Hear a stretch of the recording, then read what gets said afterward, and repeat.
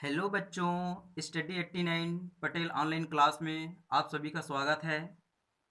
हमारे online class में प्राथमिक मिडिल के सभी कक्षाओं का हर विषय का ऑनलाइन क्लास दिया जाता है, जिसमें आज हम पढ़ेंगे कक्षा चौथी हिंदी पाठ 23 डॉक्टर जगदीश चंद्र बोस पाठ से प्रश्न उत्तर का अभ्यास हम इस ऑनलाइन क्लास में करेंगे। ठीक है, इसका सारांश हम पिछले क्लास में अच्छी से कर चुके हैं। आइए इनका प्रश्न उत्तर का अभ्यास हम आज इस क्लास में करेंगे। आइए शुरू करते हैं।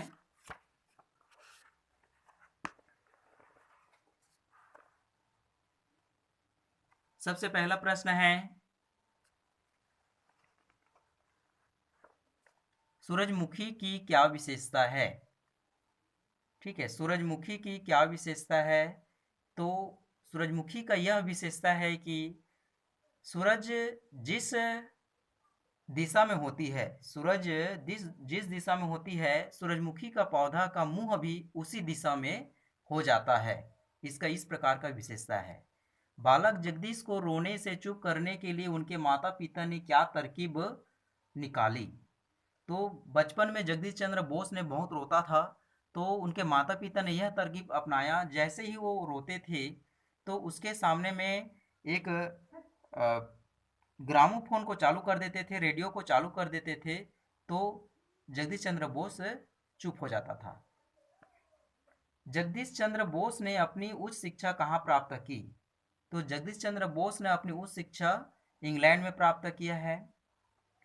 प्रश्न चौथा, जगदीश चंद्र बोस बड़े स्वाभिमानी थे। इस कथन को तुम उनके जीवन के किस प्रसंग से सिद्ध करोगे। ठीक है, तो वह स्वाभिमानी, बहुत बड़े स्वाभिमानी व्यक्ति थे। उसका एक कथन है, एक घटना है। जब उन्होंने, जगदीश चंद्र बोस ने एक कोलकाता के प्रेसिडेंसी कॉलेज में प्रोफेसर नियुक्त हुए, तो उस समय शासन, अंग्रेजों का शासन था। ठीक है, तो उसे दोहरा वेतन दिया जाता था, दोहरा व्यवहार करते थे उनके पक्ष में।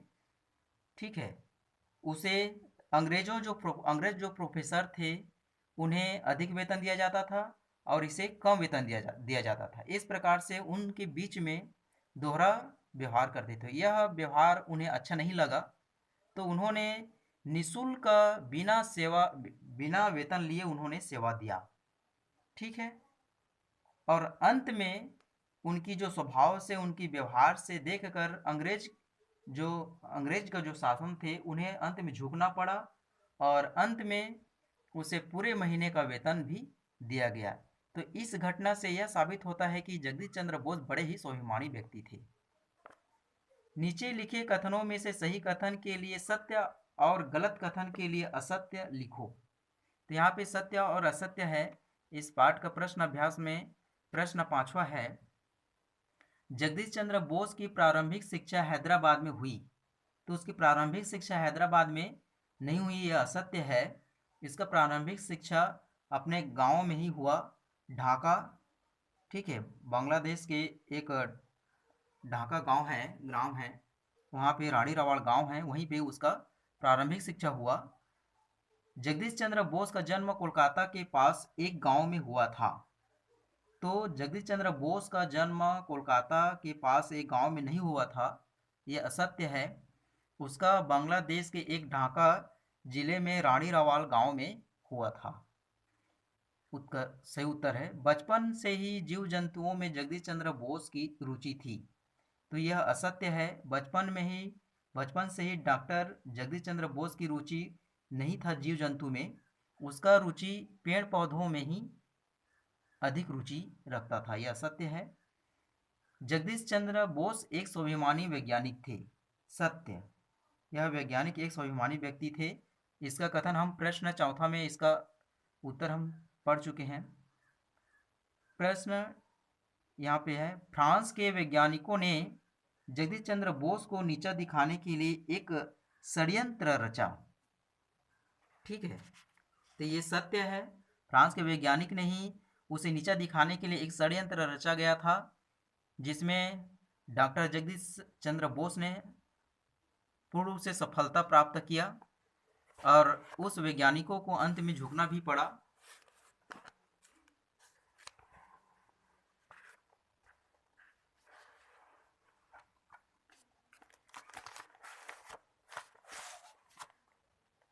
प्रश्न 6, डॉक्टर जगदीश चंद्र बोस के जीवन की निम्नलिखित घटनाओं को क्रमवार लिखो। ठीक है, यहाँ पे क्रम से लिखना है। जैसे डॉक्टर जगदीश चंद्र बोस ने वसु विज्ञान मंदिर की स्थापना की। ख है, डॉक्टर जगदीश चंद्र बोस को पेरिस में वहाँ के वैज्ञानिकों ने नीचा दिखाने का प्रयास किया। जगदीश चंद्र बोस प्रेसिडेंसी कॉलेज में प्रोफेसर बने। जगदीश चंद्र बोस की प्राथमिक शाला के आस पास बहुत से पेड़ पौधे थे। ठीक है, तो यहाँ पे इसको क्रम से लिखना है। तो पहले सबसे पहले क्या रहेगा, यहाँ पे जगदीश चंद्र बोस की प्राथमिक शाला के आसपास बहुत से पेड़ पौधे पहले थे। उसके बाद उन्होंने जगदीश चंद्र बोस प्रेसिडेंसी कॉलेज में प्रोफेसर बने, दूसरा नंबर पे आएगा। ठीक है, ख ख तीसरा नंबर पे आएगा, डॉक्टर जगदीश चंद्र बोस को पेरिस में वहाँ के वैज्ञानिकों ने नीचा दिखाने का प्रयास किया। उसके लास्ट तीसरा चौथा क्रम में रहेगा, डॉक्टर जगदीश चंद्र बोस ने वसु विज्ञान मंदिर की स्थापना की। प्रश्न 7, किसी पौधे को यदि पानी न दे तो उस पर क्या प्रभाव पड़ेगा। ठीक है, यदि हम किसी भी पौधे पर पानी न डालें, ठीक है, तो क्या होगा, धीरे धीरे सूखने लगेगा। ठीक है, मुरझा जाएगा और फिर वह अंत में मर जाएगा।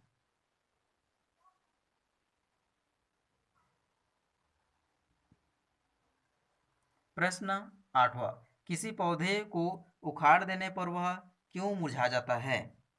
ठीक है, किसी पौधे को यदि हम उखाड़ देने पर वह क्यों मुरझा जाता है, तो किसी पौधे को उखाड़ देने पर वह मुरझा जाता है क्योंकि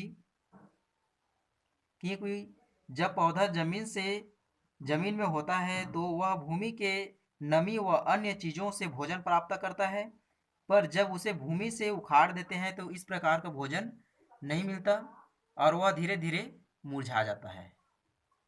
ठीक है, ये इस प्रकार के यह प्रश्न उत्तर अभ्यास है। पूरा प्रश्न 1 से 8 तक का प्रश्न और प्रश्नों का उत्तर। भाषा तत्व व्याकरण हम अगले ऑनलाइन क्लास में आप लोग को बताएंगे।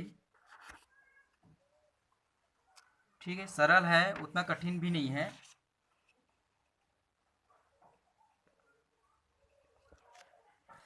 जैसे यहाँ पे भाषा तत्व व्याकरण का विशेषता बताना है ना। तो ये जैसे यहाँ पे दिया है हलवा, है ना, तो इसका विशेषता हमें बताना है। तो ये मीठा हलवा है ना, और बड़े पेड़ है। नमक, ये खारा नमक है। छोटी चींटी है, बड़ा पत्थर है। ठीक है, छोटा कुर्ता है, काला चश्मा है, झंडा, छोटा झंडा है। इस प्रकार इसका विशेषताएं हैं।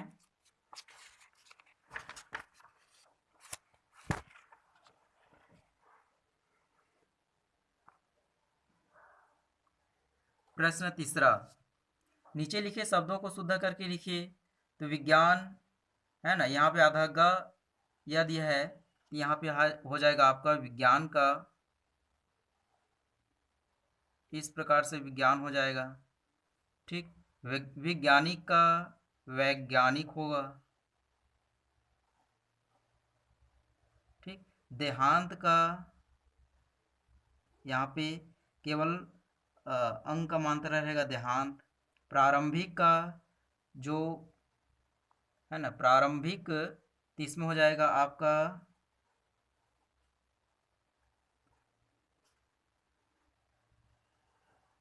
इस प्रकार होगा प्रारंभिक। ठीक है, परिणाम लिखा है, वहाँ पे हो जाएगा आपका परिणाम।